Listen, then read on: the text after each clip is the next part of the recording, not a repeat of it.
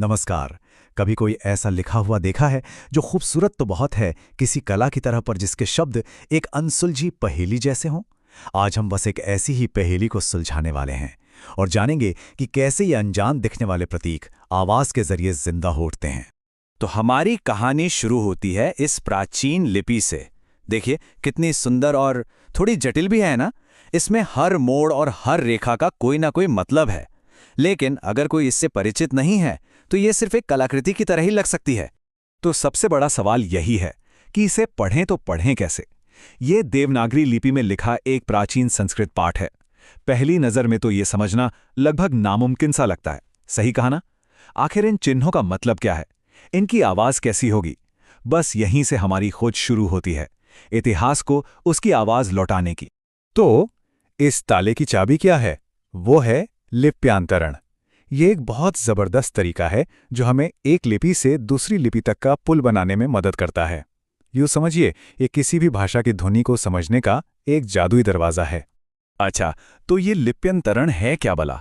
देखिए, ये ट्रांसलेशन यानी अनुवाद नहीं है। अनुवाद हमें शब्दों का मतलब बताता है, लेकिन लिप्यंतरण वो हमें ये बताता है कि उन शब्दों को बोलना कैसे है। ये एक लिपि के अक्षरों को दूसरी लिपि के अक्षरों में बदलता है ताकि ध्वनि वही रहे। समझ लीजिए, ये आवाज का एक नक्शा है। ठीक है, तो चलिए अब इस चाबी का इस्तेमाल करते हैं। हम इस पुराने टेक्स्ट को लाइन बाय लाइन खोलकर देखेंगे और देखेंगे कि कैसे हर देवनागरी अक्षर को एक जाने पहचाने रोमन अक्षर से जोड़ा जा सकता है, जिससे हम इसे पढ़ सकें। तो पहली लाइन से शुरू करते हैं। बाईं तरफ देवनागरी में है ओम भूर्भुवः स्वः। अब दाईं तरफ देखिए इसका लिप्यंतरण ओम भूर्भुवः स्वः। यहीं पर सारा जादू है। देखा, भ बन गया भी, र बन गया आर। बिल्कुल सीधा लॉजिकल कनेक्शन है, साउंड टू साउंड। अब अगली लाइन पर आते हैं, तत्सवितुर्वरेण्यम, और इसका लिप्यांतरण है तत्सवितुर्वरेण्यम। यहां भी ध्यान दीजिए कि हर ध्वनि को कितनी सटीकता से दिखाया गया है। त के लिए टी, स के लिए एस।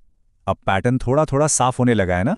तीसरी लाइन है भर्गो देवस्य धीमहि, और दाईं ओर हमें मिलता है भार्गो देवस्य धीमहि।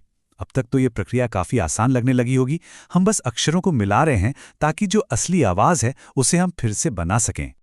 और ये रही हमारी आखिरी लाइन, धियो यो नः प्रचोदयात्। इसका लिप्यंतरण है धियो यो नः प्रचोदयात्।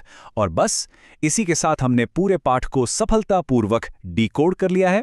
जो चीज कभी एक रहस्य थी, अब वो पढ़ी जा सकती है। तो हमने टुकड़ों में तो इसे समझ लिया।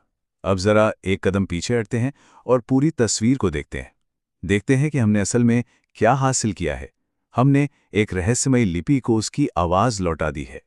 और ये देखिए, पूरा पाठ अब हमारे सामने है, पूरी तरह सुलझा हुआ। जो पहले सिर्फ कुछ निशान थे, वो अब एक, कह सकते हैं, एक फोनेटिक मैप है। एक ऐसी गाइड जो किसी को भी, जिसे देवनागरी नहीं भी आती हो, इस प्राचीन मंत्र को बिल्कुल वैसे ही बोलने में मदद करेगी जैसा इसे बोला जाना चाहिए था। तो सबसे जरूरी बात क्या है? वो ये है कि लिप्यांतरण के जरिए इस प्राचीन लिपि और उसकी असल आवाज के बीच एक पुल बन गया है। ये भाषाओं को बचाने और संस्कृतियों को एक दूसरे से बांटने का एक बहुत ही दमदार तरीका है। ये पक्का करता है कि हजारों साल पुरानी आवाजें आज भी हम सुन सकें। और यहीं पर एक सवाल मन में आता है, जब किसी लिपि की ध्वनि वक्त के साथ खो जाती है तो असल में क्या खोता है? क्या सिर्फ अक्षर खोते हैं, या फिर उस भाषा की आत्मा का ही एक हिस्सा हमेशा के लिए खामोश हो जाता है?